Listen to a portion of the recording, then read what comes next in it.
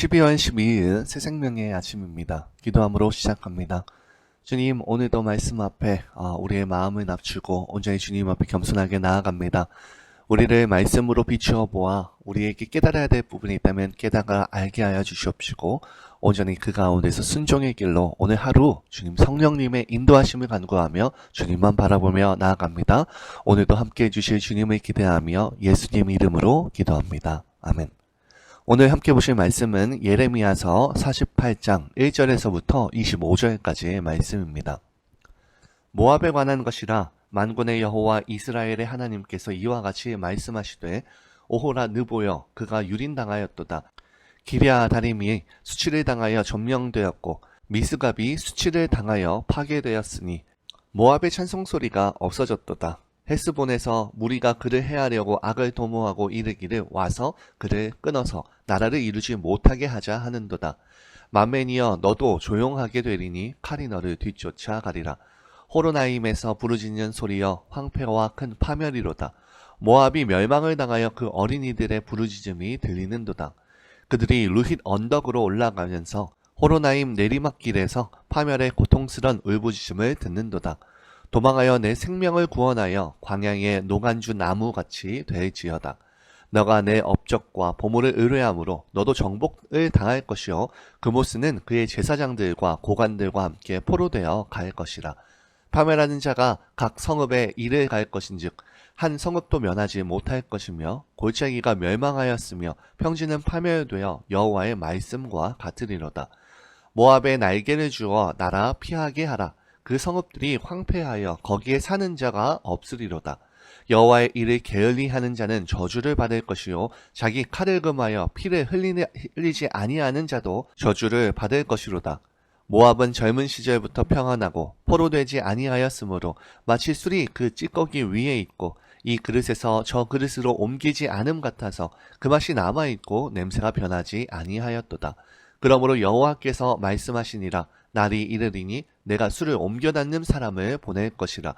그들이 기울여서 그 그릇을 비게 하고 그 병들을 부수리니 이스라엘 집이 베델을 의뢰함으로 수치를 당한 것 같이 모압이 그못으로 말미암아 수치를 당하리로다. 너희가 어찌하여 말하기를 우리는 용사요 능란한 전사라 하느냐. 만군의 여호와라 일컫는 왕께서 이와 같이 말하노라. 모압이 황폐하였도다. 그 성읍들은 사라졌고 그 선택받은 장정들은 내려가서 죽임을 당하니 모압의 재난이 가까웠고 그 고난이 속히 닥치리로다. 그의 사면에 있는 모든 자여 그의 이름을 아는 모든 자여 그를 위로하여 말하기를 어찌하여 강한 막대기 아름다운 지팡이가 부러졌는고 할지니라. 디본의 산은 따라 내 영화에서 내려와 메마른 데에 앉으라. 모압을 파멸하는 자가 올라와서 너를 쳐서 내 요새를 깨뜨렸음이로다. 아로엘에 사는 여인이여 길 곁에 서서 지키며 도망하는 자와 피하는 자에게 무슨 일이 생겼는지 물을지어다. 모압이 패하여 수치를 받나니 너희는 울면서 부르짖으며 아르논가에서 이르기를 모압이 황폐하였다 할지어다. 심판이 평지에 이르렀나니 곧 홀론과 아사와 메바앗과 디본과 느보와 벳디 블라임과 기레다임과 백가물과 벳므온과 그리옷과 보스라와 모압 땅 원근 모든 성읍에로다. 모압의 뿔이 잘렸고 그 팔이 부러졌도다. 여호와의 말씀이니라. 아멘. 예레미야 48장은 하나님께서 선언하시는 한 나라의 장례식 같습니다. 그 나라의 이름은 모압입니다. 모압은 단순한 이방 나라의 이름이 아닙니다. 아브라함의 조카 롯의 후손이고요. 이스라엘과 피가 섞여져 있던 한 민족이었습니다. 지리적으로는 사해의 동편, 오늘날의 요르단의 남부 지대이고요. 고원지대이고 천연 요새와 같은 산악 지형에 둘러싸여져 있습니다. 그뿐만이 아닙니다. 비옥한 토지, 충분한 그런 물 자원, 그래서 이 나라는 전쟁에 강하고 경제적으로도 풍요로운 나라였습니다. 그래서 스스로 모압은 이렇게 생각했습니다. 우리는 안전하다. 우리는 잘 산다. 우리는 지킬 것도 많고 또한 그것을 지켜낼 힘도 있다. 겉으로 보기엔 성공한 나라, 부강한 나라, 강한 나라처럼 보였지만 하나님의 진단은 하나였습니다. 모압이 교만으로 썩었다. 예레미야 48장은 그런 교만, 물질주의, 눈에 보이는 것에 대한 우상숭배, 그리고 하나님에 대한 불순종이 어떻게 한 민족이 끝내지는지 적나라하게 보여줍니다. 그리고 하나님은 우리에게 물으십니다. 이게 모압만의 이야기인가? 아니면 너의 이야기인가? 이제 본문을 따라가면서 모압의 모습을 한 단계씩 한번 살펴보려 합니다. 오늘 1절에 이렇게 말씀합니다. 오호라 느보여 그가 유린당하였도다. 기랴다임이 수치를 당하여 점령되었고 미스갑이 수치를 당하여 파괴되었으니. 오늘 본문에 보면 처음 등장하는 도시들이 있습니다. 느보, 기랴다임, 미스갑. 네, 이건 단순한 도시의 이름이 아니라 모압이 스스로 자랑하던 요새, 자연의 천연적인 나라를 지키는 방어선이었고요. 특히 그곳은 안전지대였습니다. 우리는 요새가 있다. 우리 쉽게 무너지지 않는다. 저 산들이 우리를 지켜줄 것이다. 네, 이렇게 생각되던 그들의 군사적이고 지형적인 이점이며 그리고 또한 전략적인 요충지가 어찌 보면 영적인 자부심이 되었었고요. 결국 그들에겐 영적인 교만이 되어줍니다. 하나님은 그들이 가장 자랑하던 것부터 먼저 치신 것이었는데요. 너가 그렇게 믿었던 그것부터 무너질 것이다. 이것을 말씀하고 계십니다. 오늘 우리에게도 이런 느보, 기랴다임, 미스갑이 있습니다. 내 학력, 경력, 실력, 나의 재능, 성품, 내 인간관계, 혹은 내가 얼마나 신앙생활을 해왔는지, 그리고 내 교회 안에서의 직분이라든지 인정, 이 모든 것이 하나님의 은혜로 주어진 그런 선물인데 어느샌가 하나님보다 내가 믿는 것이 되어져 있지는 않은지 생각해 보아야만 합니다. 교만은 하나님 필요 없다가 아니라 하나님도 필요하지만 결국 믿을 건 나다라고 생각하는 순간 시작됩니다. 모압의 이 첫 번째 문제는 바로 교만이었습니다. 또한 오늘 7절에 너가 내 업적과 보물을 의뢰함으로 너도 정복을 당할 것이요 그모스는 그의 제사장들과 고관들과 함께 포로되어 갈 것이라 말씀합니다. 모압은 단지 내가 돈이 많다, 튼튼한 요새가 있다의 수준이 아니라 그것들을 정말로 신뢰하였었습니다. 업적이라고 하는 것은 자신들이 손으로 쌓아 올린 요새이고요. 수년 동안, 아주 오랫동안 내가 수고하고 그런 또한 나의 계획 안에 있는 그런 결과물이었었습니다. 보물 또한 어떤 풍성한 그런 은혜로부터 온 축적되어진 내 안에서의 부, 이런 것인데 그걸 그냥 가졌다라고 하는 게 아니라 성경은 그것을 의뢰했다라고 말씀하고 있습니다. 그것을 믿었다 혹은 그것에 온전히 기대었다라고 하는 뜻입니다. 하나님은 곧 이렇게 말씀하시는 겁니다. 너가 손으로 만든 성과, 너가 손으로 만든 모든 재산을 내가 보니까 너는 그것을 신처럼 믿고 있다. 그래서 하나님께서는 결국 우상, 그모스의 몰락에 대한 이야기를 하시면서 그것과 동일하게 그의 업적과 보물을 의뢰하는 모습에 대해서 동일시하게 놓고 계십니다. 너가 쌓은 것, 손에 쥔 것을 믿는 것, 그게 바로 우상숭배다 라고 하는 것인데요. 오늘 우리들에게도 분명히 내 손에 쥔 것들이 있습니다. 통장에 찍혀져 있는 그런 금액의 숫자, 내 실력, 내 이미지, 내 평판, 혹은 내 자녀의 성취, 혹은 내 교회의 크기, 내 사역의 열매, 이것을 하나님 감사합니다 정도로 여기면은 이것이 은혜가 되지만 이것을 이게 있으니까 내가 괜찮다라고 믿는 순간 이제 그게 우상이 되어진다는 겁니다. 우상은 금으로도 만들 수 있고 그리고 돈으로도 만들 수 있고 또한 자존심과 업적으로도 만들 수 있다는 것을 우리가 명심해야 합니다. 오늘 또한 9절에서 10절에 보면은 모압의 날개를 주어 나라 피하게 하라. 그리고 이후에 여호와의 일을 게으리하는 자는 저주를 받을 것이요 자기 칼을 금하여 피를 흘리지 아니하는 자도 저주를 받을 것이로되 라고 말씀합니다. 9절에서 하나님은 역설적으로 말씀합니다. 그래, 날개를 달아서 도망쳐봐라. 그래도 못 피한다. 도망칠 수 있는 모든 길을 열어준다고 해도 하나님의 심판은 결코 피할 수 없다고 말씀하십니다. 그리고 이어지는 10절에 매우 중요한 말씀을 하고 계신데요. 거기에서 여호와의 일이라는 단어가 등장합니다. 이것은 곧 사명을 이야기하고요. 그들에게 맡겨진 하나님의 사명은 바벨론에게 맡기신 모압을 심판하려고 하던 그 사명을 말하고 있습니다. 여호와의 일을 게을리하는 자는 저주를 받을 것이요 자기 칼을 금하여 피를 흘리지 아니하는 자도 저주를 받을 것이로되, 이 말씀은 우리에게 중요한 원리를 보여줍니다. 악을 행하는 자만 심판을 받는 것이 아니라 해야 할 일을 하지 않는 자도 심판에서 예외가 아니라는 겁니다. 에스겔에게 하신 말씀처럼 악인에게 경고를 하지 않으면 그 피를 악인에게서만 찾는 게 아니라 경고를 하지 않은 자에게도 찾겠다고 하나님께서 말씀하신다는 겁니다. 나는 큰 죄를 안 짓는다 라는 말로 충분하지 않다는 것이고요.